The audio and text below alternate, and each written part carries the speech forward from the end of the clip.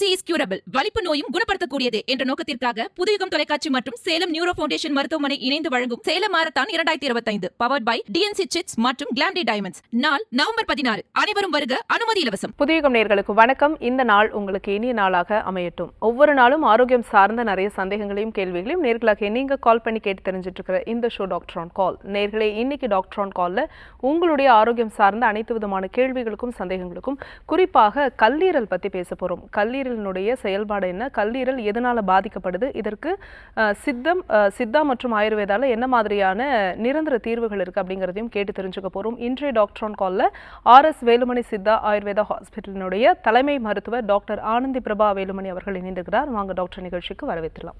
வணக்கம் டாக்டர். கல்லீரல், இது பொதுவாக கல்லீரல் ரொம்ப முக்கியமான ஒரு உறுப்பு நம்மளுடைய உடலுக்கு.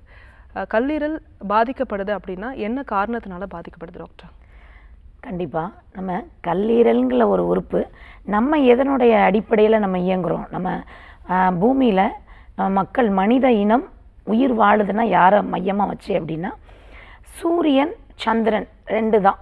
ஏன்னா அந்த சூரிய பொழுது நம்மளோட குடும்பமே சூரிய குடும்பம், சூரியனை மையமாக வச்சு தான் பூமி இயங்குது.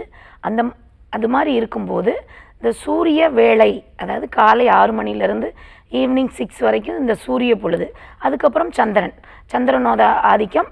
இது என்னடா கல்லீரலை பற்றி பேசும்போது சூரியன் சந்திரன்னு அந்த அம்மா வித்தியாசமாக பேசுகிறாங்களேன்னு நினைக்காதீங்க.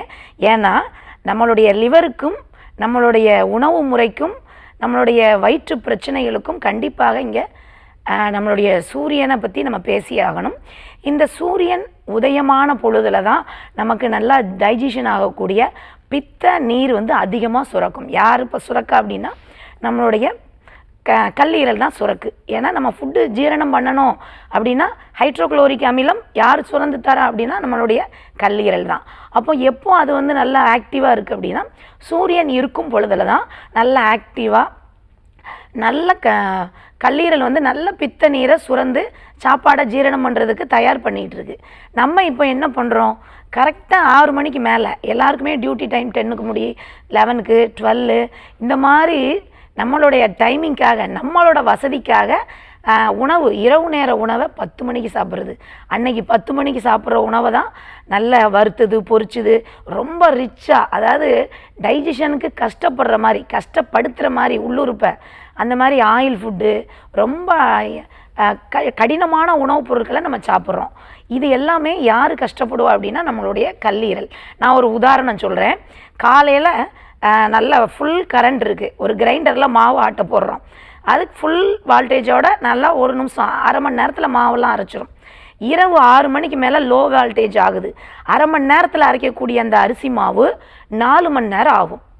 சரிங்களா? இப்போ உதாரணம் உங்களுக்கு சொன்னதுனால உங்களுக்கு ஈஸியாக தெரியும். அப்போது நம்மளுடைய கல்லீரல் எந்த அளவுக்கு வேலை பலு ஈடுபடுது அப்படிங்கிறது. அப்போ நம்ம என்ன பண்ணுறோம், நம்ம தான் கல்லீரலை பாதிக்கும். இந்த கல்லீரல் பாதிக்கு நம்ம லேட் நைட்டு சாப்பிட்றோம், அது கஷ்டப்படுது, அறவை ஜீரணம் சரியாக நடக்கலை, அதனால் வெளியேறக்கூடிய கழிவு சரியாக கான்ஸ்டிபேஷன் வருது. கான்ஸ்டிபேஷன் வர்றதுனால ரத்தத்தில் தேவையில்லாத கழிவுப் பொருட்கள் ஆட் ஆகுது. அப்போ உங்களுக்கு லிவர் பாதிக்கப்படுது. லிவரை சுற்றி ஃபேட்டி லிவர் ஏற்படுது. ஃபேட்டி லிவர் மட்டும் ஏற்படுதான்னா அந்த நமக்கு சாப்பிட வேண்டிய உணவில் உள்ள கேஸ் எல்லாமே மேல் நோக்கி எழும்பி நம்மளுடைய நுரையீரலை சுற்றி ஒரு இன்ஃப்ளமேஷன் ஆகுது. நுரையீரலில் நிறைய இன்ஃப்ளமேஷன் ஆனவொன்னே என்ன பண்ணுது, தலைவலி, தலை சுற்றல், சர்விக்கல் ஸ்பாண்டிலோசிஸ் வருது. அப்புறம் கான்ஸ்டிபேஷன் வர்றதுனால ஸ்கின் ப்ராப்ளங்கள் வருது. இந்த மாதிரி நிறைய விஷயங்கள் அடுக்கிக்கிட்டே போகலாம். ஒரு பகுதி வீங்கி போகிறது, ஒரு இணைப்பு பகுதி வீங்கிறது, முழங்கால் முட்டியாக இருக்கலாம், கணுக்கால் பகுதியாக, இந்த மாதிரி லாங் லாஸ்டிக்காக நம்ம லிவருக்கு கஷ்டப்படுற மாதிரியான உணவுகளை நம்ம சாப்பிடும்போது என்ன ஆகும் அப்படின்னா இந்த ஃபேட்டி லிவர் அப்படியே டெவலப் ஆகி ஒபிலிசிட்டி, உடல் எடை அதிகரிக்கிறதுல கொண்டு விடும். உடல் எடை அதிகரிக்கிறதோட விட்டுருமானா கணைய பகுதி இன்ஃப்ளமேஷனுக்குள்ளாகி கணையம் செயல்பாடு குறைஞ்சி உங்களுக்கு சுகர் பிரச்சனை வரும். ஆல்ரெடி நமக்கு கான்ஸ்டிபேஷன் இருந்ததுனால இந்த மாதிரி கான்ஸ்டிபேஷன் லாங் லாஸ்டிங்காக இருக்கிறதுனால என்ன ஆகும் அப்படின்னா பிபி வந்துடும், கொலஸ்ட்ராலும் வந்துடும். இப்போ 1/1 நமக்கு அடுத்தடுத்து வர ஆரம்பிச்சிடும். இந்த சாப்பாடுங்கிற ஒன்று சரியான உள்ள பொழுதில் கொடுக்காமல் இருக்கிறதுனால. அதனால் என்ன பண்ணணும் அப்படின்னா 6 மணிக்கு முன்னதாக காலை 6 மணிலேருந்து மாலை 6 மணிக்குள்ளே நம்ம உணவு வந்து நல்லா சாப்பிடணும். ஒரு பழமொழி இருக்குது, முன்னாடி காலத்தில் சொல்லுவாங்க, காலை வந்து ராஜாவை போல் சாப்பிடணுமா. ராஜா எப்படி சாப்பிடுவார்? ரொம்ப ரிச்சாக நல்ல ஹெவி ஃபுட்டாக, மார்னிங் ஃபுட்டு தான் நல்ல ரிச்சான சத்து நிரம்பிய உணவாக இருக்கணும். நட்ஸு, வெஜிடபிள், ஃப்ரூட்ஸ் இந்த மாதிரி அடங்கிய சத்து நிரம்பிய உணவுகள் இருக்கணும். மதியம் வந்து ஒரு மந்திரியை போல் சாப்பிடணும்னு சொல்லுவாங்க. ஏன்னா மந்திரி வந்து கொஞ்சம் கம்மியாக சாப்பிடுவார், ராஜா விட கொஞ்சம் கம்மியாக, கொஞ்சம் அவரோட கெப்பாசிட்டிக்கு ஏற்ற மாதிரி சாப்பிடுவார். அப்போ அளவாக கொஞ்சம் சுருக்கிடணும். இரவு நேரத்தில் யாசகம் பண்ணுறவங்கள மாதிரி சாப்பிடணும். அப்போ அவங்களுக்கு யாசகம் கிடைச்சாதான் உண்ணுவாங்க, இல்லைன்னா உண்ணாமல் இருக்கணும் அப்படிங்கிறதோட வெளிப்பாடு தான் இந்த மாதிரி சொல்கிறது. அப்போ என்ன பண்ணணும்? காலை நிறைய சாப்பிடணும், மதியம் அதுக்கு கம்மியாக சாப்பிடணும், இரவு சாப்பிடாமல் இருந்தால் கூட தப்பே கிடையாது. அந்த மாதிரி இருக்கும்போது தான் உள்ளுறுப்புகள் நல்லாக இயங்கும் போது லிவர் நல்லா அதனுடைய வேலையை செய்யும். லிவர் நல்லா இருக்கணும் அப்படின்னா நம்மளுடைய ஜீரண மண்டலம் நல்லா இருக்கணும். இந்த ஜீரண மண்டலத்தை யார் கெடுக்கிறா? நம்ம தான் கெடுக்கும். யாரால் கெடுக்கும்? நம்மளுடைய பொருளாதாரத்தை ஈட்டணும் அப்படிங்கிற நோக்கில் நம்ம ஃபாஸ்ட் ஃபுட்டுங்கிற பேரில் இரவு நேரத்தில் நிறையா, இப்போ மார்னிங் நேரத்தில் செய்ய வேண்டிய உணவுகள் எல்லாம் இரவு நிறைய ஹார்டான உணவை போடுறோம் அப்படின்னா எப்படி நம்ம ஸ்டொமக் அப்செட் ஆயிரும், ஆனால் ஈஸியாக டைஜஷன் ஆகாது. நான் தான் சொல்லியிருக்கேன், சுரப்பிகள் எல்லாமே அளவு கம்மியாக சுரக்கும். அதுவும் உள்ளுறுப்புகளும் தூங்க போகிற நேரம், ரெஸ்ட் எடுக்க போகிற நேரம் அப்படின்னு நீங்கள் எடுத்துக்கோங்க. அதனால் ஈஸியாக இரவு நேர உணவை ஈஸியாக டைஜஷன் ஆகிற மாதிரி உணவு எடுத்துக்கோங்க. கண்டிப்பாக இரவு உணவு 8 மணிக்குள்ளே எடுத்துட்டீங்க அப்படின்னா தூங்கு போகிறதுக்கும் இரவு உணவுக்கும் இடைவெளி ஒரு குறைந்தபட்சம் 2லேருந்து 3 மணி நேரம் தேவை. ஆனால் ஒரு 2 மணி நேரமாவது கேப் கொடுத்துட்டு தூங்குனீங்க அப்படின்னா எந்த ஒரு வியாதியுமே வராது. நம்மளுடைய கல்லீரல் சுத்தமாக இருக்குது, நம்மளுடைய ஜீரண மண்டலம் நல்லா இருக்குது அப்படின்னா அதை தொடர்ந்து நம்மளுடைய நுரையீரல் வளமாக இருக்கும், செழுமையாக இருக்கும், எந்த ஒரு சளியும் பிடிக்காது, தலை சுற்றல் வராது, கழுத்து வலி வராது, எந்த ஒரு பாகங்கள்லேயும் வீக்கம் வராது. வீக்கம் அப்படிங்கிறது எதனுடைய வெளிப்பாடு அப்படின்னா கல்லீரலிருந்து கழிவுகள் வெளியேற்றப்படலை, நம்மளுடைய கிட்னியிலேருந்து சரியான கழிவுகள் வெளியேற்றப்படாமல் அது வேலைப்பாடு ஜாஸ்தியாகிறதுனால ரத்தத்திலே கலந்து அந்தந்த இணைப்புகளில் போய் கீழே ஸ்டோர் ஆகுறது தான் வீக்கம். அப்போ அனைத்துமே கழிவுகளோட கூடாரமாக நம்ம உடம்பு இருப்பது தான். அதனால் நம்ம சாப்பிடக்கூடிய உணவு நல்லா 6 to 6க்குள்ளே நல்லா சாப்பிடுங்க. 6 மணிக்கு மேலே சாப்பிட்றீங்கன்னா சாப்பிடாமல் இருங்க. இல்லை எனக்கு பசிக்குன்னா ஈஸியாக டைஜஷன் ஆகிற மாதிரி ஃபுட்டு எடுத்துக்கிட்டிங்கன்னா எந்த ஒரு பாதிப்புமே நமக்கு வராது. ரொம்ப ஒரு அருமையான விளக்கம் கொடுத்தீங்க டாக்டர், மிக்க நன்றி. நம்ம தொடர்ந்து பேசலாம். ஒரு அழைப்பாளர் இருக்காங்க. வணக்கம், உங்கள் பேர்? எந்த ஊர்லேருந்து சார்? யாருக்கா கேட்குறீங்க? உங்களுடைய வயதை சொல்லிட்டு டாக்டர் கிட்ட உங்கள் கேள்வியே கேட்கலாம் சார். வயது 79. சொல்லுங்க ஐயா. வணக்கம். சொல்லுங்க ஐயா, என்ன செய்யுது? வணக்கம். பவரு வலிக்குதுங்க, வாந்தி வர்ற மாதிரி இருக்கு, தலை மதமதப்பாவே இருக்குது. ஓ, வாந்தி வர்ற மாதிரி இருக்கு, தலை மதமதப்பா இருக்கா? ஆமா ஆமா. சரி, மோஷன் ஃப்ரீயா போச்சாயா? என்னங்க? மோஷன் நல்லா ஃப்ரீயா போச்சா? மோஷன்லாம் ஃப்ரீயா போகுது. ஃப்ரீயா போகுது. சுகர் பிபி ஏதாவது இருக்கா? சுகர் இல்லைங்க, பிபி தான் இருக்கு. பிபி இருக்கு. சரியா, தண்ணி நிறைய குடிச்சு யூரின்லாம் அடக்காம போறீங்களா? சரி, இப்போ வயிறில் ஒரு பிரச்சனை அப்படின்னாலே உங்கள் ஜீரண மண்டலம் சரியில்லைன்னு அர்த்தம். சரிங்களா? நீங்கள் பசி எடுக்க உங்களுக்கு ஐயா நீங்க டிவி பார்த்து பேசாதீங்க. பசி நல்லா எடுத்து சாப்பிட்றீங்களா இல்லை டயத்துக்கு சாப்பிட்றீங்களா? சரி, நான் இதற்கான விளக்கம் சொல்கிறேன். இப்போ இவங்க எப்படி அப்படின்னா உணவு பசிக்காது, பசி எடுக்காமல் சாப்பிட்ருவாங்க. அப்போ அந்த ஜீரணம் சரியாக நடக்காது. ஜீரணம் சரியாக நடக்காமே இருக்கும். அவங்க அடுத்த வேளை உணவை எடுத்துக்கிட்டே இருப்பாங்க. பித்தப்பை சரியில்லை, பித்தப்பையில் சரியான பித்த நீர் உருவாகலை, நிறைய ஸ்டோரேஜ் இருக்குது, அதை சுற்றி இன்ஃப்ளமேஷன் இருக்குது அப்படின்னா அவங்களுக்கு வாமிட்டிங் சென்சேஷன் வர்றதுக்கு வாய்ப்பு இருக்குது. ஏன்னா பிபிங்கிறதே எதனோட யாருக்கு வரும் அப்படின்னா பித்தம் சம்மந்தமான பிரச்சனை தான் பிபி, சுகர் எல்லாமே. அப்போ இவங்களுக்கு பித்தம் மேலோங்கி தான் இருக்கும். பித்த நீர் சரியான சுரப்பு இல்லை, சரியான நேரத்தில் இவங்க உணவு எடுத்துக்கல, அதிகமாக டீ காஃபி எடுக்காங்க, இந்த மாதிரி உள்ள கழிவு ப்ராப்பராக வெளியேற்றப்படலை அப்படின்னா யார் அதிகமாகிடுவாங்க அப்படின்னா பிபி ஹை ஆயிரும். பிபிங்கிறது என்ன அப்படின்னா ரத்தத்தில் அளவுக்கு அதிகமான கெட்ட அமிலமும் கெட்ட காற்றும் கலந்து போகிறது தான். அதாவது உதாரணமாக ஒரு முதல் மாடியில் இருந்து ஒரு கீழ் மாடிக்கு, அதாவது கிரவுண்ட் ஃப்ளோருக்கு தண்ணீர் வரணும். அப்போ தண்ணி ப்ரெஷராக வரலைன்னு ப்ரெஷர் மோட்டர் போடுவாங்க. அப்போது ப்ரெஷர் மோட்டர் என்ன பண்ணும் அப்படின்னா காற்றையும் தண்ணியும் கலந்து ஃபோர்ஸாக வர்றதுக்கு வேலை பண்ணும். அதுதான் ப்ரெஷர் மோட்டர். தண்ணியில் கேஸை கலந்தால் ப்ரெஷராக வரும். அதுபோல் நம்மளை வயிற்றில் உள்ள கழிவுகள், கேஸு, கெட்ட அமிலம் எல்லாம் ரத்தத்தில் ஆட் ஆகி ரத்தத்தில் கேஸ் நிறையா, கெட்ட அமிலங்கள் நிறைய பாய்ந்து ப்ரெஷராக வர்றது தான் பிளட் ப்ரெஷர். இப்போ இது அளவுக்கு அதிகமான கெட்ட பொருள் இருக்கிறதுனால இவங்க உடம்பே ஹீட் பாடி. அப்போது ஹீட் பாடி இருக்கிறவங்களுக்கு அளவுக்கு அதிகமாக கேஸும் உற்பத்தி ஆகும். ஜீரண மண்டலம் ப்ராப்பராக இருக்காது. இது சரியான கழிவுகள், அதாவது தனியான இன்டேக், நல்லா தண்ணீர் நிறையா குடித்து அந்த பித்தத்தை ஈக்குவல் பண்ணாங்கன்னா பண்ணியிருக்க மாட்டாங்க. இதெல்லாம் பண்ணாமல் இருந்ததுனால அவங்களுக்கு ஒரு நம்ம பித்தப்பை வந்து ஒரு இன்ஃப்ளமேஷனுக்கு ஆளாயிருக்கலாம். அதனால் பித்தப்பை இன்ஃப்ளமேஷன் ஆனதுனால அவங்களுக்கு வாமிட்டிங் அடிக்கடி வர்ற மாதிரி, கழுத்து தலைக்கு மேலே ஒரு பாரம் இருக்கிற மாதிரி, மதமதப்பாக இருக்கிறது, உடம்பே ஒரு சோர்வாக இருக்கும். ஐயா ஒன்றும் பயப்படணும்னு அவசியம் இல்லை. நம்ம இந்த பித்தப்பைக்கும் லிவருக்கும் மருந்து எடுத்தாலே போதும். உணவு முறையை கரெக்ட் பண்ணி இதை கொஞ்சம் எக்ஸசைஸ், கண்டிப்பாக இவங்க வந்து எக்ஸசைஸ் பண்ணக்கூடிய ஆளாக இருந்திருக்க வாய்ப்பில்லை. கொஞ்சம் வாக்கிங்லாம் போய் அப்டாமனுக்கு கொஞ்சம் எக்ஸசைஸ் கொடுத்தா அதுவே இன்ஃப்ளமேஷன் கொஞ்சம் கரைஞ்சிருக்கும்.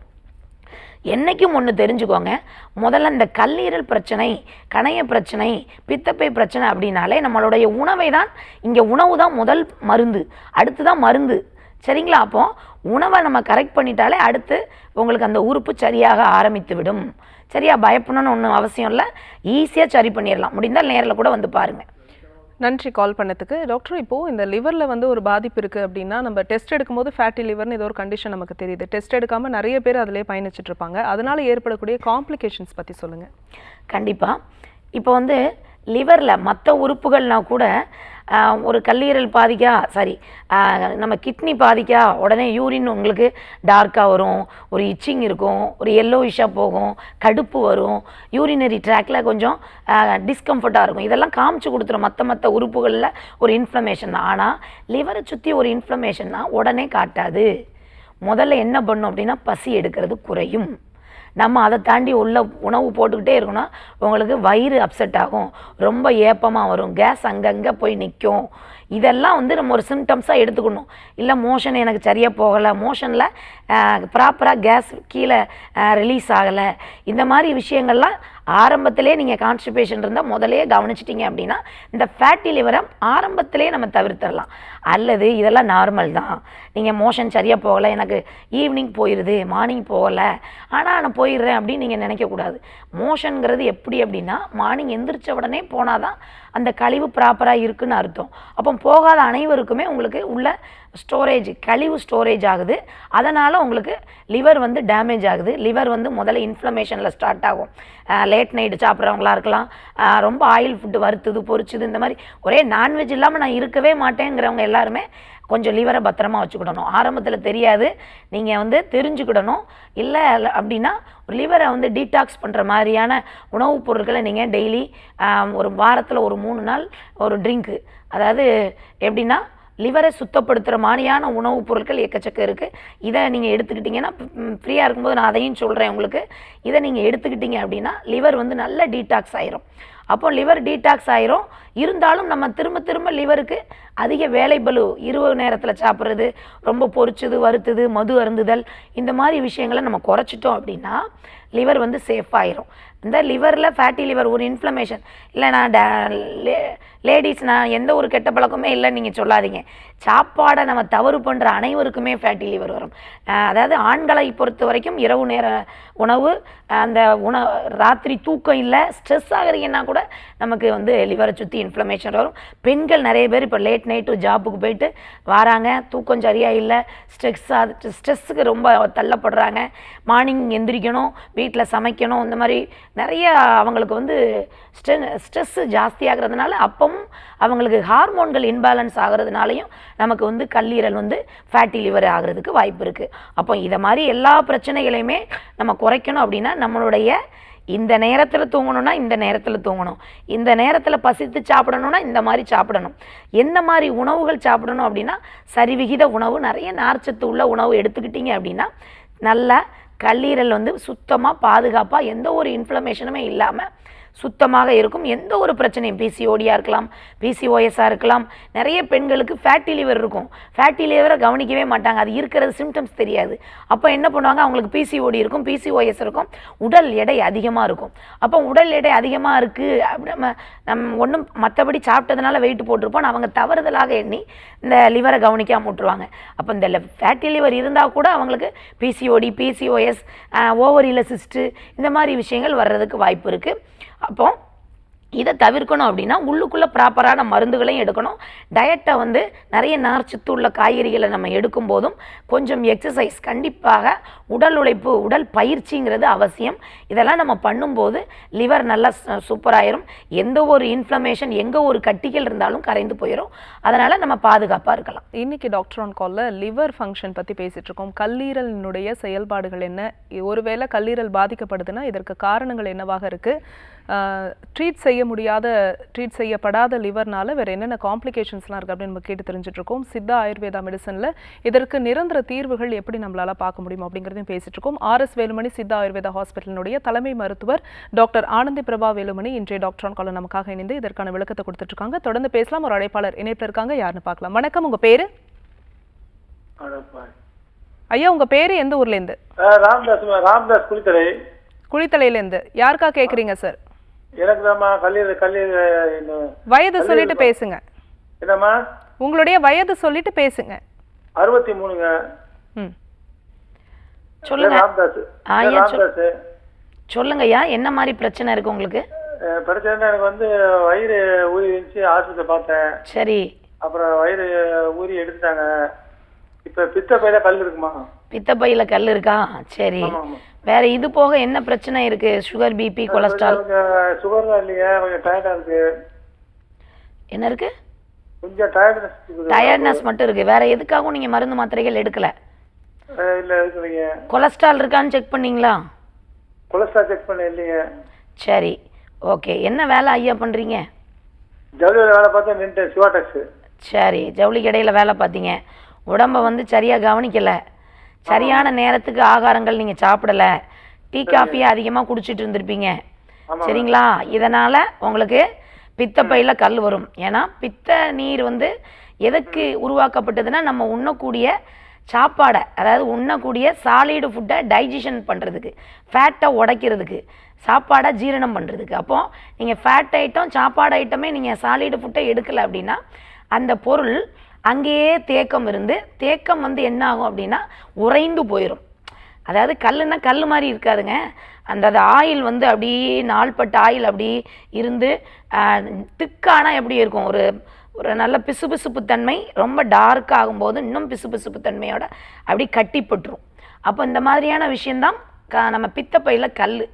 சரிங்களா? அதை நம்ம கல்லுன்னு நம்ம சொல்கிறோம், ஆனால் கல் கிடையாது, அது ஒரு கொழுப்பு கட்டி. கொழுப்பு வந்து கட்டிப்படுறது. அப்போ இந்த பொருள் கட்டிப்படுது அப்படின்னா நீங்கள் உங்களுடைய ஜீரண மண்டலம் சரியில்லை. முதல்ல உங்களுடைய உணவு உட்கொள்ளும் முறையை நம்ம கரெக்ட் பண்ணணும். ப்ளஸ் உடம்பை நீங்கள் கவனிக்கலை, உடம்பு ஓவர் உஷ்ண உடம்பாக இருக்குது. உஷ்ண உடம்புக்காரங்களுக்கு என்ன ஆகும் அப்படின்னா ஃபேட்டு வந்து அப்படியே அங்கே போய் ஸ்டோர் ஆக ஆரம்பிச்சிடும். இவங்க வந்து ஆள் லீனாக தான் இருப்பாங்க, ஆனாலும் ஃபேட்டு, ரத்தத்தில் கொழுப்பு அதிகமாக இருக்கும். ஏன்னா அந்த ஏற்கனவே உள்ள கொழுப்புகள் ரத்தத்தில் இருந்து அங்கங்கே ஸ்டோராக இருக்கும். இவங்க சாப்பிடலதையா ஒழிஞ்சி, ஆனால் இவங்களுக்கு ஒரு வேளை பித்தம் அதிகமாகி காலில் காலாணிகள் இருக்கலாம். இது எல்லாமே எதனுடைய வெளிப்பாடு அப்படின்னா பித்தம் சார்ந்த வெளிப்பாடு. இவங்களுக்கு கான்ஸ்டிபேஷன் ப்ராப்ளம் இருக்கலாம். சிலருக்கு பார்த்தீங்கன்னா மோஷன் வந்து ரொம்ப டைட்டாக போகும். இல்லை இன்னும் சிலருக்கு பார்த்தீங்கன்னா மூல பிரச்சனைகள் கூட இருக்கலாம். ஏன்னா இந்த பித்தப்பை கல்லுக்கும் மோஷன் இறுகி போகிறதுக்கும் பைல்ஸ் பிரச்சனைக்கும் சம்பந்தம் இருக்குது. அப்போ இது எல்லாமே எதனுடைய வெளிப்பாடு அப்படின்னா ஓவர் உடம்பு வந்து உஷ்ணம் ஆகிறதுனால, பித்தம் அளவுக்கு அதிகமாக இருக்கிறதுனால, இந்த பித்தப்பையில் கல், சரியான உணவு எடுக்காததுனால.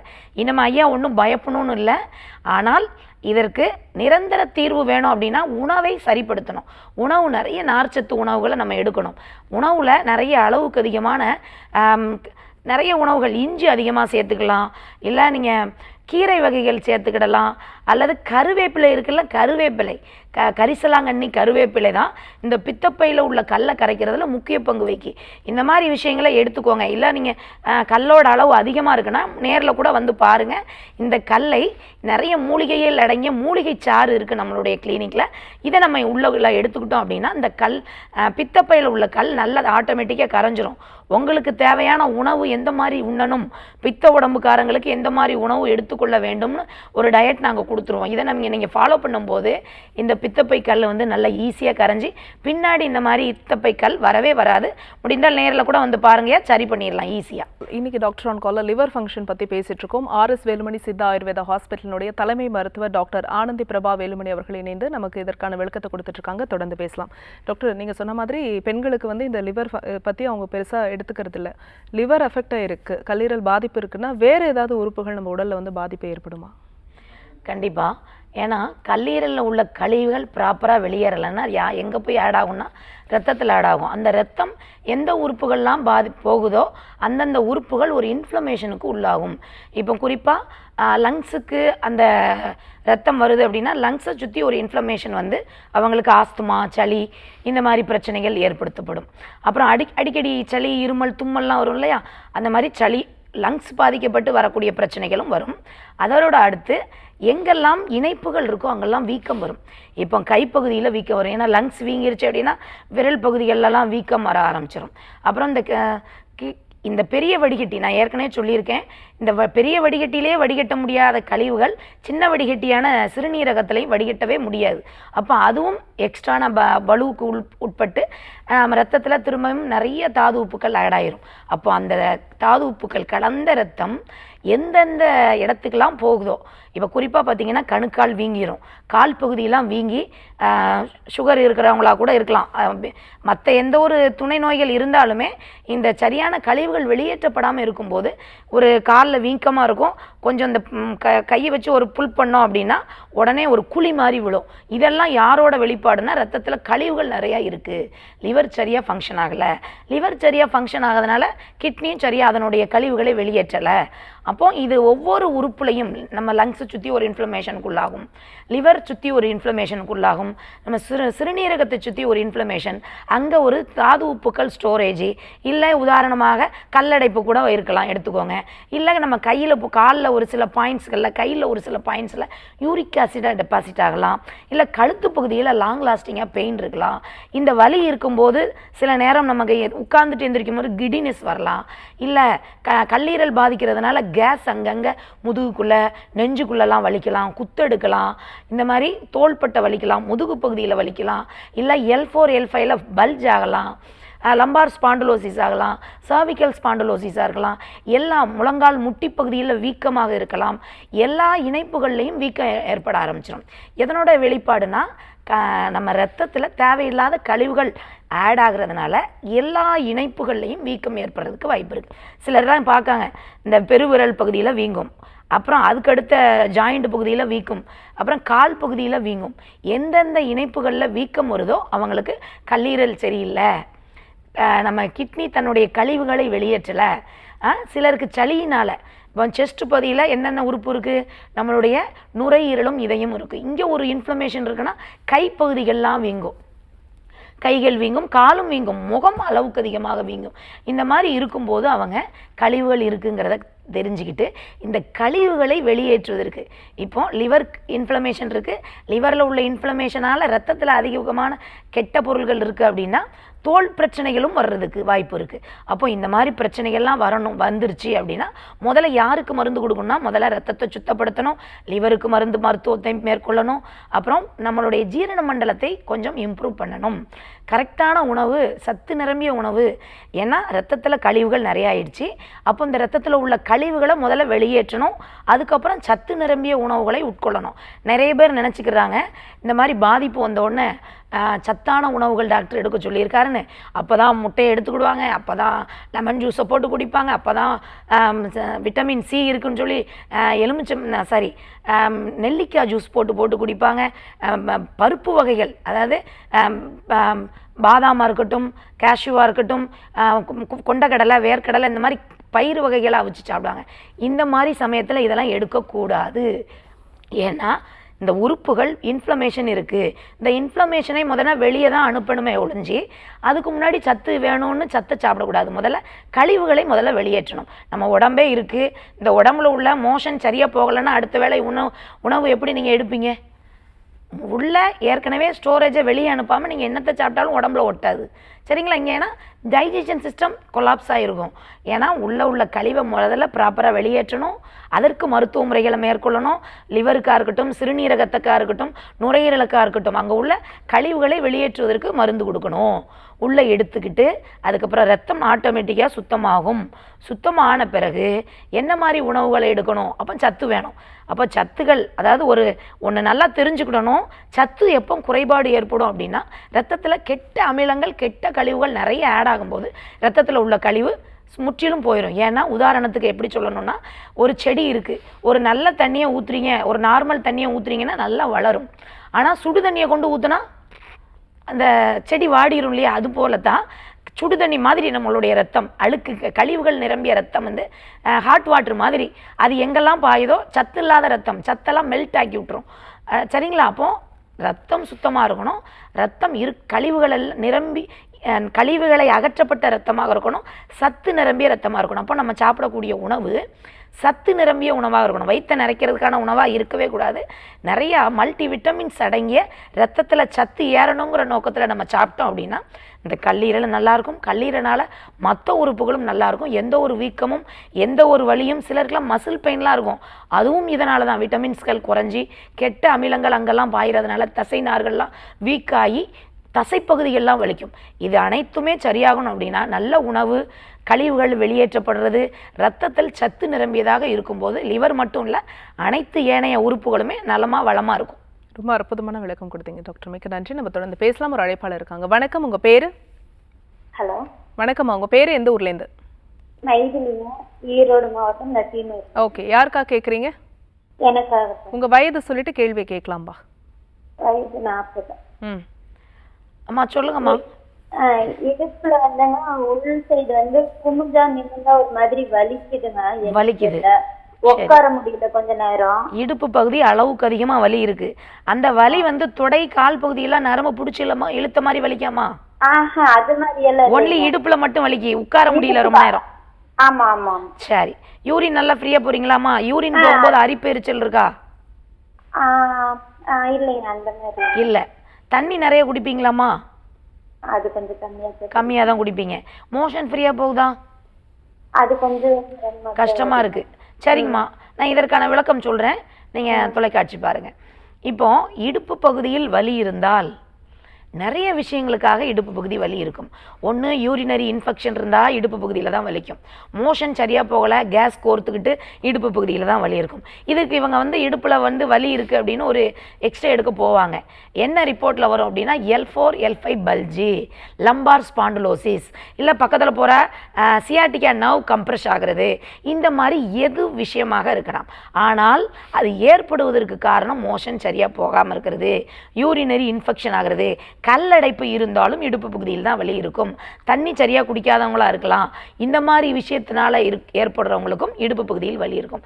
இந்த மாதிரி உட்கார்றாங்க அப்படின்னா ஒரு 10 நிமிஷத்துக்கு மேலே உட்கார முடியாது. இப்படி விளைவாங்க, உட்காரவே முடியாதுப்பா. உட்கார்றதுக்கு ரொம்ப சிரமமாக இருக்கும். நம்மளுடைய உடல் எடை இடுப்பு பகுதிக்கு தான் போகுது. அப்போ அத்தனை வெயிட்டையும் அந்த இடத்தால சுமக்க முடியாது. அந்த பகுதி பேலன்ஸ் பண்ண முடியாமல் அவங்க இந்த பக்கம் சாய்வாங்க. அப்போது அந்த பகுதி அளவுக்கு அதிகமான ஃப்ளூடாலையும் கேஸாலையும் அந்த L4 L5 பகுதிக்கு இடையே உள்ள ஜவ்வுக்குள்ள டிஸ்க் பகுதியில் வீக்கம் ஏற்பட்டிருக்கும், டிஸ்க் பல்ஜ் ஆகிருக்கும், கெட்ட நீர்களால், கெட்ட கேஸால். அப்போ இந்த வீக்கத்தை குறைப்பதற்கு உள்ளுக்குள்ள மருந்து, வெளிப்புறத்தில் நல்ல வர்ம சிகிச்சை கொடுத்து, வர்மா ட்ராக்ஷன் தான் நிறைய பேருக்கு என்னன்னே தெரியாமல் இருக்குது. இந்த மாதிரி வர்ம புள்ளிகளை ஸ்டிமுலேட் பண்ணுறது மூலமாகவும் உள்ளுக்குள்ள மருந்து அந்த இன்ஃப்ளமேஷனை கரைத்து யூரின் மோஷன் வழியாக வெளியெடுக்கிறதுக்கு மருந்தும் உட்கொண்டு உணவை சரி பண்ணும்போது இவங்களுக்கு இந்த இடுப்பு வலி பிரச்சனை முற்றிலும் சரி பண்ணிடலாமா? பயப்படணும்னு அவசியம் இல்லை. உங்களுக்கு யூரினரி இன்ஃபெக்ஷனாலனா யூரினரி இன்ஃபெக்ஷனை குறைக்கிற மாதிரி மருந்துகள், அல்லது மோஷன் சரியாக போகாதனால கேஸும் ஃப்ளூடும் அங்கே கோர்க்குன்னா வயிறை க்ளீன் பண்ணுறதுக்கு மருத்துவ முறைகளை மேற்கொண்டு அதுக்கு வெளியே அனுப்பியாச்சுன்னா அந்த வீக்கம் குறைய ஆரம்பிச்சிடும். இதுக்கு போயிட்டு முதுகு பகுதியை தண்டு வரத்தை ஓப்பன் பண்ணி அந்த வீக்கத்தை கட் பண்ணி எடுக்கிறது பெரிய அறிவியல் பூர்வமானது கிடையாது. அப்போது ஈஸியாகவே நார்மலாகவே இயற்கையாகவே மசாஜ் ஒற்றடங்கள் உள்ளுக்குள்ளே மருந்து கொடுத்து இந்த இடுப்பு பிரச்சனையை இடுப்பு வலியை அந்த பல்ஜை குறைச்சி சரி பண்ணிடலாம். சரிங்களாம்மா? பயப்படணும்னு அவசியம் இல்லை, பயப்படாதீங்க, ஈஸியாக சரி பண்ணிடலாம். நன்றி மழைத்தமைக்கு. அடுத்த அழைப்பாளர் யாருன்னு பார்க்கலாம். வணக்கம், உங்கள் பேர் சொல்லுங்கள். வணக்கம், இணைப்பில் இருக்கீங்க. உங்கள் பேர் எந்த ஊர்லேருந்து? டாக்டர் ஆன் காலில் இணைந்திருக்கீங்க. தொடர்ந்து பேசலாம் டாக்டர். இப்போ வந்து கல்லீரல் பாதிப்புனால நம்ம ஹாஸ்பிட்டலுக்கு வராங்க அப்படின்னா, நீங்கள் இது வரைக்கும் பார்த்த பேஷண்ட்ஸில் வேற ஒரு பிரச்சனைக்கு வந்திருப்பாங்க, ஆனால் அது கல்லீரல்னால தான் அப்படிங்கிறது உங்களுக்கு தெரிஞ்சு? கண்டிப்பாக நிறைய பெண்கள் வருவாங்க.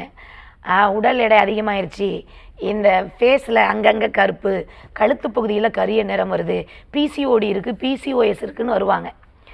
ஆனால் அவங்க எடுத்து பார்த்துருக்க மாட்டாங்க. ஒரு சிலர் எடுத்துகிட்டு வருவாங்க, ரிப்போர்ட் வச்சுருப்பாங்க, ஆனால் அவங்களுக்கு ஃபேட்டி லிவர் இருக்குங்கிறது தெரியாது.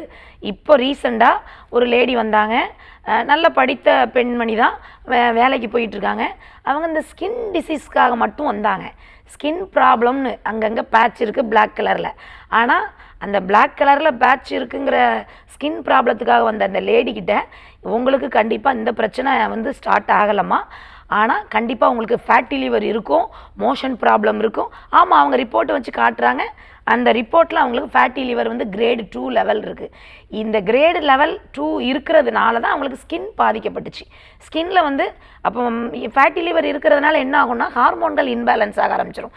ஸ்ட்ரெஸ்ஸுக்கு அவங்க உள்ளே தள்ளப்படுவாங்க. இதில் இந்த ஸ்ட்ரெஸ்ஸுங்கிறது ஹார்மோனை ஃபுல்லாக இன்பேலன்ஸ் பண்ணி விட்டுரும். ரொம்ப ஆசிடை ரொம்ப ஹார்மோனை செக்ரியேஷன் பண்ணி விட்டு பிளட்டில் வந்து நிறைய ஆசிட் ஜாஸ்தி ஆயிரும். அப்போது அந்த ஏற்கனவே கழிவுகள் நிரம்பிய ரத்தமாக இருக்குது, இதில் அந்த ஆசிடும் போய் சேர்ந்து கழிவுகளின் கூடாரமாக அந்த ரத்தம் மாற்றப்பட்டதுனால இந்த தோலை பாதுகாக்க வேண்டிய இந்த ஐஜிஇன்னு இரத்தப்புரதம் வந்து கெட்டு போயிடும். அப்போ கழுத்து பகுதியில் முகப்பகுதியில் டார்க் பேச்சஸ் பிக்மெண்டேஷன் வரும். இப்போ பிக்மெண்டேஷனுக்கு மட்டும் நம்ம மருந்து பார்க்கணுமா, லிவரை பாதுகாக்கணுமா?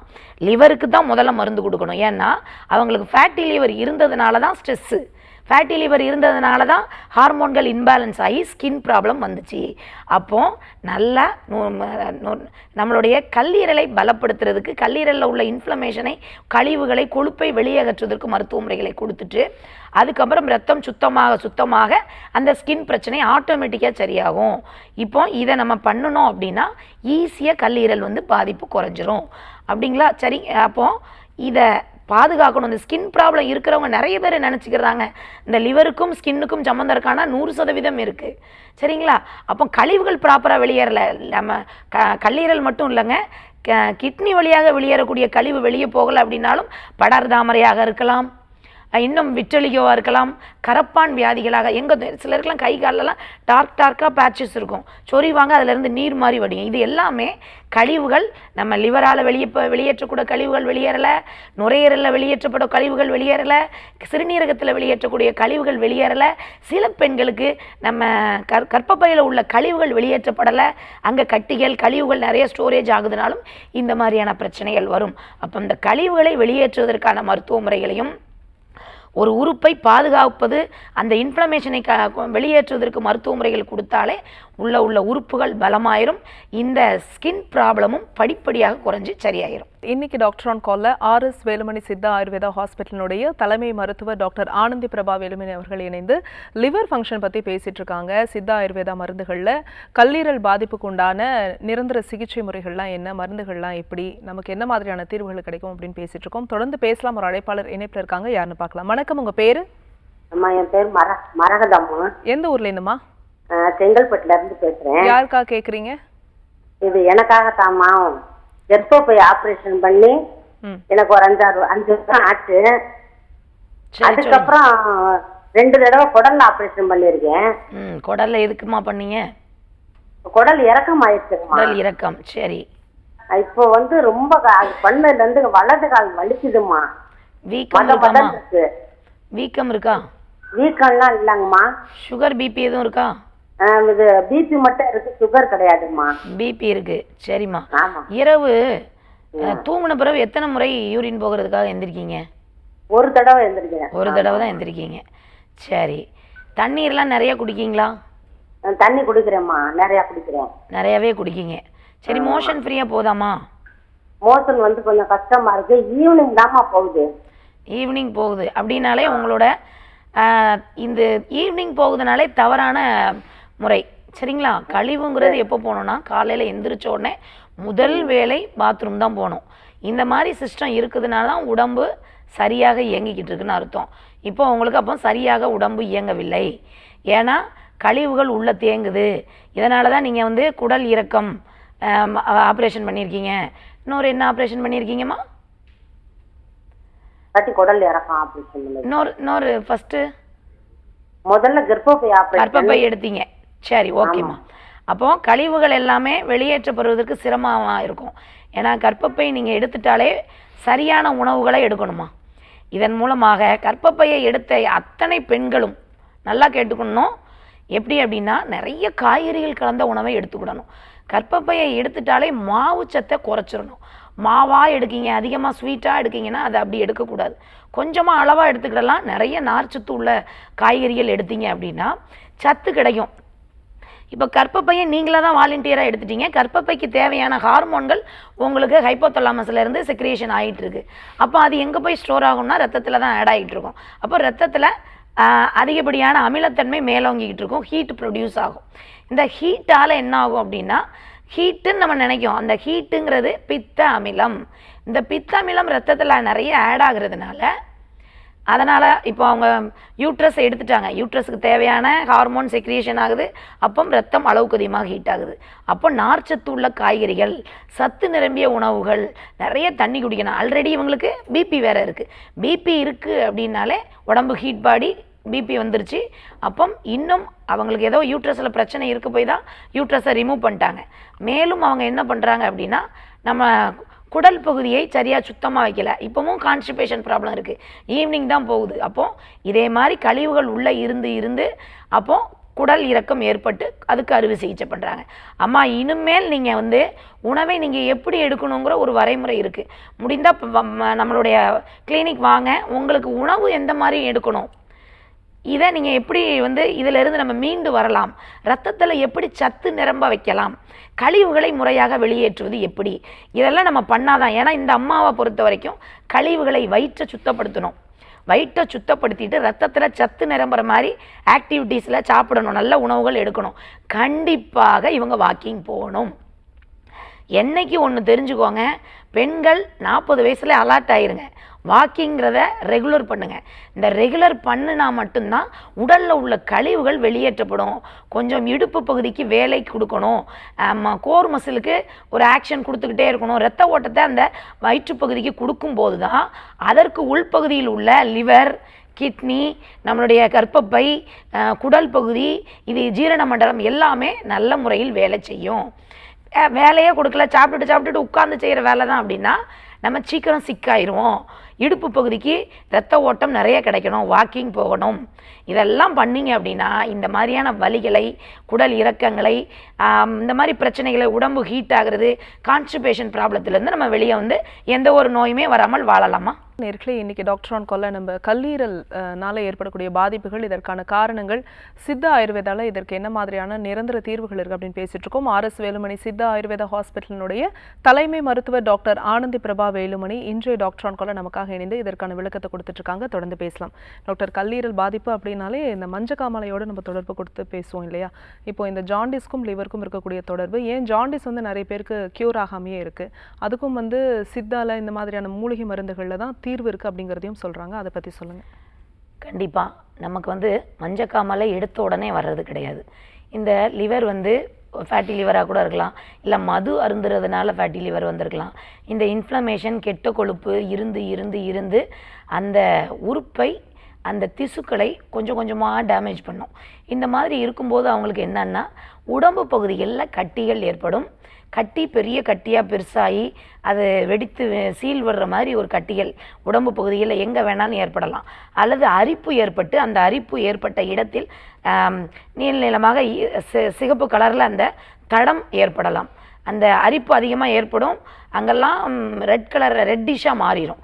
ரெட்டிஷாக மாறிடும். ப்ளஸ் கட்டிகள் உடம்புல எங்கே வேணாலும் வரலாம். கைப்பகுதிகள்லையோ வயிற்றுப்பகுதிகள்லையோ இல்லை கால் பாத பகுதிகள்லையோ எங்கே வேணாலும் ஒரு மாதிரி கட்டிகள் பளபளன்னு உருவாகும். இந்த மாதிரி கட்டிகள் அடிக்கடி வருது அப்படின்னாலே லிவரை முதலே பாதுகாத்துக்கணும். இன்னும் சிலர் கண் வந்து ரொம்ப எல்லோயிஷாகவே இருக்கும், ஆனால் எனக்கு அப்படி தான் இருக்கும் அப்படின்னு சொல்லிட்டு சிலர் அப்படி கேரி பண்ணிட்டு போவாங்க. அந்த மாதிரி அசால்ட்டாக விட்டுறாதீங்க. இந்த கண் பகுதி எல்லோவாகுது, இல்லை அடிக்கடி யூரின் எனக்கு மஞ்சளாகவே வருது, அல்லது எனக்கு உடம்புல அங்கங்கே கட்டிகள் அப்பப்போ வருது அப்படின்னாலே நீங்கள் அலர்ட் ஆயிடணும்.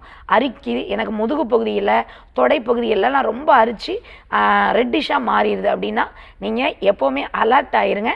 அப்போ இது வந்து மஞ்சள் காமாலைக்காக அறிகுறியாக கூட இருக்கலாம். இந்த மாதிரி இருக்கிறவங்க என்ன பண்ணணும் அப்படின்னா லிவருக்கான மருத்துவத்தை முழுமையாக எடுக்கணும். ஏன்னா மஞ்சக்காமாலைக்கெல்லாம் ஈஸியான மருந்துகள் நீங்கள் அங்கங்கே கொடுப்பாங்க, பார்த்துருப்பீங்க. மஞ்சக்காமாலைங்கிறது நம்ம லிவருக்கு ஒரு மருத்துவ முறைகளை மேற்கொள்கிறோம். இல்லை கீழா நெல்லியாகவோ இருக்கலாம், இந்த மாதிரி நிறைய மூலிகைகள் இருக்குது. அதுக்குன்னு அந்த மூலிகைகளை சாறாகவும் கொடுக்கலாம், அரைத்து விழுதாகவும் கொடுத்து நம்ம கல்லீரலை இன்ஃப்ளமேஷனை அந்த கொழுப்பை நம்ம கரைத்து ஒரு கோர்ஸ், அதாவது 40 மண்டலம் 40 நாள் 48 நாள் இந்த கோர்ஸை எடுக்கும்போது அந்த உடனே இன்னைக்கு சாப்பிட்டோன்னே நாளைக்கே உடனே வந்து ரெக்கவரி ஆகாது. கல்லீரல்ங்கிறது மெதுவாக தான் அந்த குறைபாடும் தெரியும், அதே மாதிரி மெதுவாக அந்த ரெக்கவரியும் தெரியும். அப்போது கொஞ்சம் கொஞ்சமாக அந்த மண்டலம் ஒரு 40 நாளோ 48 நாளோ 21 நாளோ இந்த மாதிரி இந்த மருத்துவ முறைகளை உள்ளுக்குள்ளே எடுத்துக்கிட்டு நம்ம இந்த லிவரை வந்து டீடாக்ஸ் பண்ணோம் அப்படின்னா இந்த மஞ்சக்காமலை வராது. மஞ்சக்காமலை மட்டும் இல்லைங்க, கட்டிகள் அங்கங்கே வராது. இந்த கட்டிகள் இந்த சில நேரம் இந்த லிவர் பகுதியில் ஒரு கட்டிகள் அதே இடத்துல ஃபார்ம் ஆகுதுன்னா அந்த லிவரில் கேன்சராக கூட மாறலாம். அதனால் நீங்கள் வந்து லிவர்னால எங்கே கட்டி வருதோ அசால்ட்டாக விட்டுறாதீங்க. உடனே லிவர் ஃபங்க்ஷன் டெஸ்ட்டு எல்எஃப்டி எடுத்து பாருங்கள். இல்லை ஒரு லிவர் எப்படி இருக்குங்கிறத தெரிஞ்சுக்கிட்டு அதுக்கேற்ற மருத்துவ முறைகளை கரெக்டாக எடுத்துருங்க. நீங்கள் வீட்டிலே இருந்துக்கிட்டு எனக்கு நான் சரியாயிரும்னா சரியாகாது. சரியான மருத்துவ முறை, சரியான டாக்டராக இருக்கணும், சரியான மருத்துவ முறையாக இருக்கணும். இதை ரெண்டையும் பண்ணும்போது நம்ம மஞ்சக்காமலையை நல்லா குணப்படுத்திடலாம், லிவரை நல்லா பாதுகாப்பாக வச்சுக்கலாம். இல்லை லிவரில் உள்ள கட்டிகளாக ஆரம்ப ஸ்டேஜில் இருந்தாலும் அந்த கட்டிகளை கரைத்திடலாம். லாங்காக ரொம்ப கிரானிக்காக அந்த கட்டி அங்கேயே இருக்குன்னா அது கேன்சராக மாறுறதுக்கு வாய்ப்பு இருக்குது. நிறைய மது பழக்கத்துக்கு ஆளாகிறாங்க, இந்த மாதிரி ஃபேட்டி லிவர் வருடக்கணக்கில் இருக்குன்னா லிவர் சிரோசிஸ் வர்றதுக்கு வாய்ப்பு இருக்குது. அது லாஸ்ட் கட்டத்தில் போச்சுன்னா உயிரை காப்பாற்றுவது மிக அரிது, ரொம்ப கஷ்டம். இப்போது அதெல்லாம் நீங்கள் கருத்தில் வைத்து நீங்கள் மது அருந்துவர்களாக இருந்தால் லிவரை ரொம்ப பாதுகாப்பாக வச்சுக்கோங்க. சரியான நேரத்தில் உணவு எடுக்காதவங்களாக இருந்தால் சரியான முறையான உணவுகளை நீங்கள் எடுத்து பழகுங்கள். இல்லை அந்த அரிப்பு கட்டிகள் வருதுன்னா இப்போமே நீங்கள் நல்ல மருத்துவர் அணுகி அந்த மருத்துவ முறைகளை லிவருக்கான ஃபங்க்ஷனுக்கு, லிவரை இன்ஃப்ளமேஷனை குறைக்கிறதுக்கு, லிவரை பக்குவப்படுத்துவதற்கு இதுக்கான மருந்துகளை உள்ளுக்குள்ளே நீங்கள் கரெக்டான மருந்துகளை எடுத்துக்கிட்டீங்க அப்படின்னா இந்த மாதிரி விஷயங்கள்ல இருந்து நம்ம பாதுகாத்து நம்ம எந்த ஒரு நோயுமே இல்லாமல் வாழலாம். நிச்சயமா எல்லாருக்கும் இருக்கக்கூடிய டவுட், ரொம்ப முக்கியமான கேள்விக்கு நல்ல பதில் கொடுத்தீங்க டாக்டர். மிக்க நன்றி. நம்ம தொடர்ந்து பேசலாம். ஒரு காலர் லைன்ல இருக்காங்க. வணக்கம், உங்க பேரு? வணக்கம் மேடம். அம்மா உங்க பேரு எந்த ஊர்ல இருந்து? என் பேர் கஸ்தூரி மேடம். நான் வேலூர்ல இருந்து பேசுறேங்க மேடம். யாருக்காக கேக்குறீங்கம்மா? எனக்காக தாங்கம்மா. வயது சொல்லிட்டு கேளுங்க உங்க கேள்வி. எனக்கு 68 வயசு ஆகுதுமா. சொல்லுங்கம்மா, என்ன செய்து? வணக்கம் மேடம். சொல்லுங்கம்மா. வணக்கம். எனக்கு ஸ்பைனல் கார்டு ஆபரேஷன் பண்ணின்னு இருக்கிறேன் மேடம். நானு என்னைக்கு எப்ப பண்ணீங்க? ஆயிடுச்சுங்க, 10 வருஷம் ஆச்சு. சரி. முதல் கொஞ்சம் நல்லா இருந்தது, இப்போ சுத்தமா நடக்க முடியல. வாக்கர் வச்சுதான் யூஸ். இப்பவும் ஏற்கனவே வலிச்ச மாதிரி வலிக்கு இடுப்பு பகுதி. வாக்கர் வச்சுதான் யூஸ் பண்றேங்க மேடம். சரி. ஒரே நிமிஷம் கூட நிக்க முடியல, சுகர் இருக்குது. சரி. அது ஏன்னா நடக்க முடியுங்களா மேடம் என்னால? அம்மா நீங்க இந்த L4 L5 பல்ஜ் ஆகி இடுப்பு பகுதியில் அல்லது யூரினரி ட்ராக் இன்ஃபெக்ஷன் ஆகிறதுனால ஃப்ளூடு அந்த L4 லம்பார் பகுதியில் கோர்த்துருக்கும், ஜவ்வில் டிஸ்க் பகுதியில். அதுக்கு தான் நீங்கள் ஓப்பன் பண்ணி எங்கள் ஜவ்வை அறுத்து ஆப்ரேஷன் பண்ணியிருக்கீங்க. இது என்றைக்குமே இது சரியான தீர்வு அல்ல. ஏன்னா நம்ம முன்னோர்கள் இடுப்பு வலியில் கஷ்டப்பட்டாங்க, அவங்க மருந்துகளை சாப்பிட்டு சரி பண்ணலையா, சரியானாங்க. இப்போ நம்ம எங்கே வலி இருந்தாலும் ஆப்ரேஷன்கிற சிஸ்டத்துக்குள்ளே போயிட்டோம். ஒரு உதாரணம் உங்களுக்கு தான் சொல்கிறேன். உங்கள் மூலமாக அனைத்து மக்களுக்கும், இந்த மாதிரி ஸ்பைனலில் ஆப்ரேஷன் பண்ண அனைத்து மக்களுக்கும் சொல்கிறேன். ஒரு இடத்துல கழிவு கோர்த்து வீக்கம் ஏற்பட்டுருச்சு, அப்போ நம்ம அதை அறுத்து வெளியில் எடுக்கிறது நல்ல மருத்துவ முறையா, இல்லை நல்லா மசாஜ் ஒற்றடங்கள் கொடுத்து அந்த வீக்கத்தை கரைக்கிற மாதிரி உள்ளுக்குள்ள மருந்துகள், நல்ல நாட்டு மருந்துகள் சாப்பிட்டு, சித்த மருந்துகள் சாப்பிட்டு சரி பண்ணுறது ஈஸியான, அதாவது கனி இருப்ப காய் கவர்ந்துட்டுன்னு சொல்லுவாங்க பழமொழி. இவ்வளோ அழகான பழம் இருக்கும்போது எதுக்கு போய் நீங்கள் காயை போய் தேர்ந்தெடுக்கீங்க? ஆப்ரேஷனுங்கிற ஒன்று எதுக்கு பண்ணணுங்கிற ஒரு வரைமுறை இருக்குது. குணமே படுத்த முடியாது அப்படின்னா ஆப்ரேஷனுக்கு போகலாம். இதெல்லாம் ஈஸியாக குணப்படுத்தக்கூடிய வியாதிகளில் ஒன்று. இதுக்கு ஆப்ரேஷன் செய்ய தேவையில்லை. அப்போ நீங்களே யோசிங்க, ஆப்ரேஷன் நம்மளுடைய ஹாஸ்பிட்டலுக்கு நிறைய பேர் வராங்க. முழங்கால் முட்டிக்கு மூட்டு மாற்று அறுவை சிகிச்சை பண்ணவங்க வராங்க. இதே மாதிரி அம்மா மாதிரி L4 L5ல வீக்கத்துக்காக ஆப்ரேஷன் பண்ணி திரும்பியும் எனக்கு அந்த இடத்துல வலி இருக்குது, வீக்கம் இருக்குது, என்னால் நடக்க முடியலன்னு இதே மாதிரி நிறைய பேஷண்ட் நம்மளுடைய ஹாஸ்பிட்டலுக்கு வராங்க. அவங்களுக்கு எல்லாத்துக்குமே ஒரு வார சிகிச்சையிலே ஓரளவு படிப்படியாக குறைஞ்சிரும். 2லேருந்து 3 மாத சிகிச்சையில் சூப்பராக சரியாகி நடந்து போயிடுவாங்க. அப்போ இதிலேருந்து என்ன தெரியுது? ஆப்ரேஷன் பண்ணுறது தீர்வா? ஒரு உதாரணம் கூட உங்களுக்காக சொல்கிறேன். ஒரு கிச்சனில் நிறைய கழிவுகள் இருக்குது, குப்பை, டஸ்ட்பின் நிறைய குப்பை, ஒரு 2 நாள் சமையல் பண்ண கழிவு இருக்குது. இந்த கழிவை எங்கே போய் எப்படி தூரம் எடுத்து போடணும்? வெளியே வாசல் வழியாக கொண்டு வந்து குப்பை பெட்டியில் கொண்டு வெளியில் கொண்டு தட்டணும். ஆனால் இந்த ஆப்ரேஷனுங்கிற சிஸ்டம் எது மாதிரி இருக்குன்னா, கிச்சன் சுவரை உடைத்து அந்த டஸ்ட்பினை எடுத்து வெளியில் போடுற மாதிரி இருக்குது. ஏன் ஈஸியாக வழி போட்டு வச்சுருக்கோம், ஜன்னல் இருக்குது, கதவு இருக்குது, இது வழியாக கொண்டு குப்பையாக கொண்டு வெளியே போடாமல் நீங்கள் செவரை உடைச்சி ஆப்ரேஷன் பண்ணுற மாதிரி இருக்குது. சரிங்களா? அப்போ இந்த மாதிரி சிஸ்டத்தை நீங்கள் எல்லோரும் குறைச்சிட்டு நீங்கள் இதுக்கு என்ன பண்ணணும் அப்படின்னா, இவங்களுக்கு கண்டிப்பாக மோஷன் சரியாக போகாது. மோஷன் பிரச்சனையை சரி பண்ணணும். வயிற்றை நல்லா க்ளீன் பண்ணிவிட்டு, ஒருவேளை யூரினரி ட்ராக் இன்ஃபெக்ஷன் இருந்தால், ஏன்னா சுகர் இருக்குன்னு சொன்னாங்க, சுகர் இருக்கிறவங்களுக்கு ஈஸியாக உங்களுக்கு வந்து இன்ஃபெக்ஷன், யூரினரி ட்ராக் இன்ஃபெக்ஷன் ஆகும். யூரினரி ட்ராக் இன்ஃபெக்ஷன் ஆனாலும் அந்த இடுப்பு பகுதியில் வலி வரும். அந்த ஏற்கனவே ஆப்ரேஷன் பண்ண இடத்துல உள்ள ஜவ்வுக்குள்ளே திரும்பியும் கெட்ட நீரும் ஃப்ளூடும் அந்த கேஸும் போய் இருந்துக்கிட்டு வீக்கத்தை ஏற்படுத்தி இடுப்பு பகுதியில் வலி இருக்கும். அம்மா பயப்படணும்னு ஒன்றும் அவசியம் இல்லை. நீங்கள் எங்களுடைய மருத்துவமனைக்கு வாங்க, நல்ல வெளிப்புறமான வறுமை சிகிச்சைகள் கொடுத்து உங்களுக்கு கேஸு, வயிறை சுத்தப்படுத்துவதற்கு மருத்துவ முறைகளை மேற்கொண்டு எல்லாது யூரினரி ட்ராக்கை இன்ஃபெக்ஷன் இருக்குன்னா சிறுநீர் பெருக்கி செய்ய கொண்ட மருத்துவ முறைகளை உள்ளுக்குள்ளே கொடுத்து உங்களுடைய இந்த வழியை சரி பண்ணிடலாம். முடிந்தால் நேரில் வந்து பாருங்கம்மா, அப்போ தான் இதை சரி பண்ண முடியும்.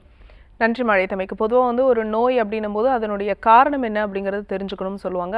அதுலேயே வந்து நமக்கு முழுமையான பலன் கிடைக்கும். அந்த வகையில் கல்லீரல் பாதிப்பு எதனால் ஏற்படுது, என்னென்ன தவறுகள் நம்ம பண்ணுறோம், அதற்கு வந்து சித்த ஆயுர்வேதாவில் என்ன மாதிரியான தீர்வுகள் இருக்குன்னு சொல்லியிருந்தீங்க டாக்டர். மிக்க நன்றி. என்ன நேயர்களே, இன்னைக்கு டாக்டர் ஆன் கால் உங்களுக்கு ரொம்ப யூஸ்ஃபுல்லாக இருந்திருக்கும் நம்புறோம். மீண்டும் மற்றொரு ஹெல்தியான எபிசோடில் நாங்கள் வந்து உங்களை சந்திக்கிறோம். அது வரைக்கும் நன்றி, வணக்கம்.